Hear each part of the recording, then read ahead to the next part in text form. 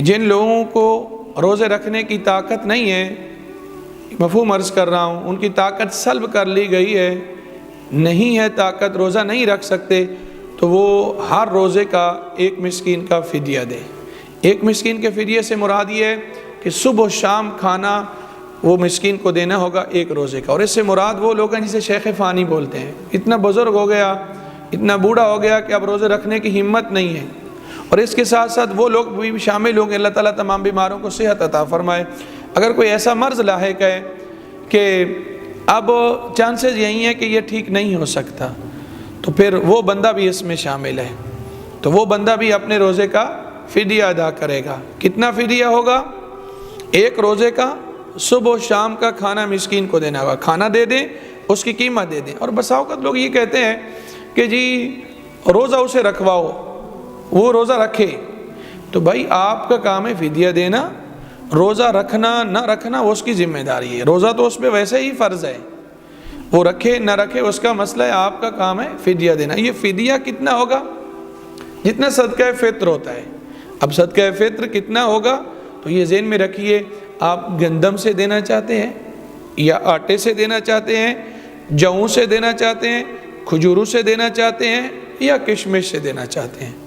تو گندم اگر دینا ہے تو فی زمانہ جو ہمارے دارالعلوم جامعہ نعیمیہ کا جو ایک باقاعدہ اس کا نصاب بنایا گیا، تو اگر گندم کا دینا ہے تو یا آٹے کا، تو اس کی قیمت جو ہوگی ایک فدیے کی، یعنی ایک روزے کا، وہ 120 روپیہ ہوگا۔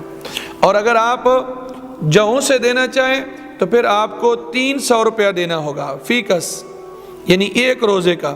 اور اگر آپ کھجوروں سے دینا چاہیں گے تو آپ کو 800 روپیہ دینا ہوگا۔ اور اگر آپ کشمش سے دینا چاہیں گے تو آپ کو 1600 روپیہ دینا ہوگا۔ اور اگر آپ منقع سے دینا چاہیں گے تو آپ کو 3000 روپیہ ایک روزے کا دینا ہوگا۔ تو آپ مہینے کا دینا چاہیں تو صافدر مہینے کا ہی دینا ہوگا، تو مہینے کا دینا جو ہوگا تو اسی اعتبار سے ہوگا۔ گندم سے ہوگا تو پھر اگر 120 ایک دن کا ہو تو 30 روزوں کا 3600 روپے بنے گا۔ اور اگر 300 روپے جوں سے ہو تو پورے 30 دن کے 9000 روپے بنے گا۔ اگر آپ کھجوروں سے دیں گے ایک دن کا 800 ہوگا تو پھر 30 روزوں کا 24000 روپے ہوگا۔ اگر آپ کشمش سے دینا چاہیں گے تو ایک دن کا، ایک روزے کا 1600 ہوگا تو پھر 30 روزوں کا 48000 روپیہ بنے گا۔ اور اگر آپ منقع سے دینا چاہیں گے تو ایک روزے کا 3000 ہوگا تو پھر 30 روزے کا 90000 روپیہ ہوگا۔ کوشش یہی کرنی چاہیے کہ اللہ رب العزت نے، ویسے تو ان میں سے کسی سے گندم سے ادا کریں گے، جوں سے ہو جائے گا، لیکن کوشش یہ کرنی، اگر اللہ نے آپ کو دولت زیادہ دی ہے، اس کا کرم ہوا، فضل ہوا، تو پھر آپ اس کا جو فدیہ ہے وہ بجائے گندم کے دینے کے آپ کشمش سے دیں، کھجوروں سے دیں، منقع سے دیں، تاکہ لوگوں کو زیادہ سے زیادہ فقراء کا فائدہ ہو۔ لیکن یہ ان بندوں کے لیے ہے جنہیں روزہ رکھنے کی ہمت نہ ہو۔